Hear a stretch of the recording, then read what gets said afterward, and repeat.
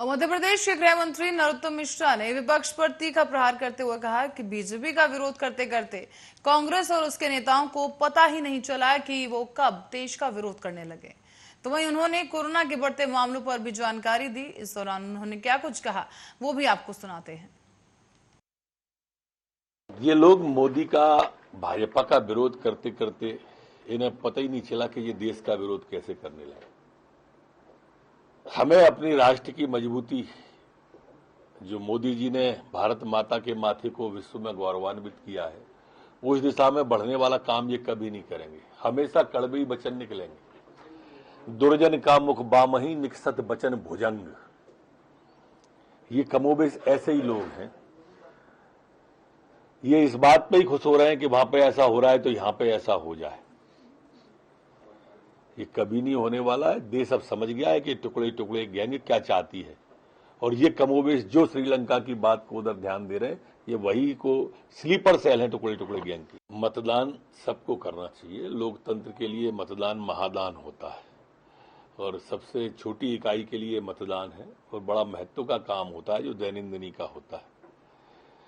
गलती किससे हुई, क्या हुई, क्यों हुई, ये कल के बाद भी देखा जा सकता है, लेकिन पहले हमें सबको, सम्मानित मीडिया बंधुओं को भी, सम्मानित जनप्रतिनिधियों को भी और अधिकारियों को भी, सबको लग के मतदान का प्रतिशत कल बढ़ाना चाहिए। देखिए, कमलनाथ जी की उम्र रेस की नहीं है, रेस्ट की है, पर उनकी जिंदा दिली को सलाम है।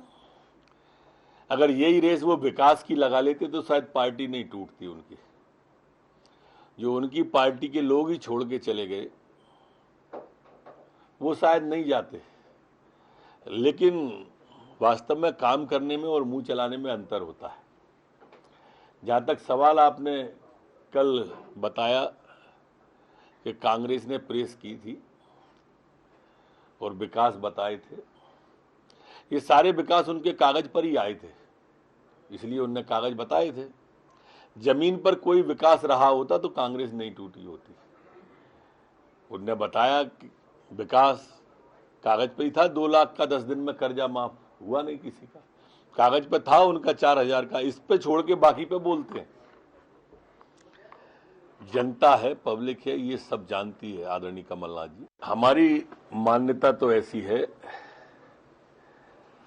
कि जिस पार्टी का परमेश्वर में तनिक विश्वास हो, उसका पंचों में क्या विश्वास होगा। हम जिस संस्कृति से आते हैं उसमें हम पंच को परमेश्वर मानते हैं।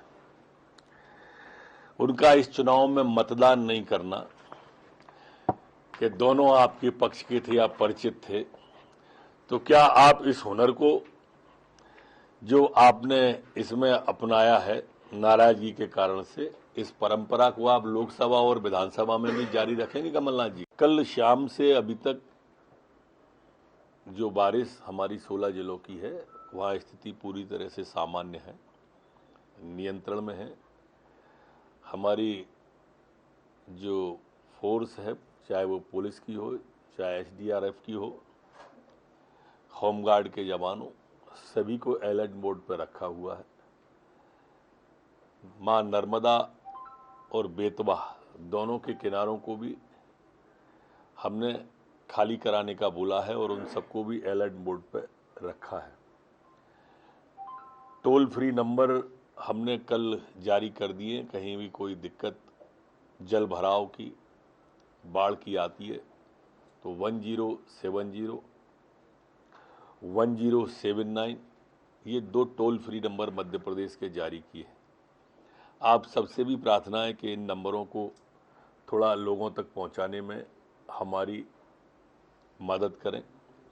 96 हमारी क्विक रिस्पांस टीम वर्तमान में एक्टिव हैं और लगाई गई हैं, और 19 रिजर्व टीमें प्रदेश के अंदर बाढ़ की स्थिति पर लगाई गई। जो कल सुबह के हालात थे उनमें कोई जनहानि का समाचार प्राप्त उससे नहीं हुआ था। 12 बजे के बाद स्थिति पूरी तरह से कल भी नॉर्मल हो गई थी। हाईटेक टेक्नोलॉजी का प्रयोग पूरी की पूरी इस सिस्टम में, बाढ़ वाले में किया जा रहा है, और एक राज्य स्तरीय बाढ़ नियंत्रण कक्ष भी बनाया हुआ। पिछले 24 घंटे में मध्य प्रदेश में कोरोना के 116 नए प्रकरण आए हैं, जबकि 97 लोग 97 लोग ठीक होकर अपने अपने घरों की ओर गंतव्य की ओर गए। संपूर्ण मध्य प्रदेश में एक्टिव केस अब 857 वर्तमान में हैं। जो सैंपल लिए गए कल पिछले 24 घंटे में वो 5151 सैंपल पूरे मध्य प्रदेश में लिए गए। संक्रमण दर वर्तमान में हमारी 2.25 है, जबकि रिकवरी की दर स्थिर 98.7 बनी हुई है। पिछले 24 घंटे में कोई भी पुलिस का जवान संक्रमित नहीं हुआ है, लेकिन 3 एक्टिव केस वर्तमान में पुलिस के प्रचलन में हैं। पिछले 24 घंटे में जो मध्य प्रदेश में वैक्सीनेशन हुआ है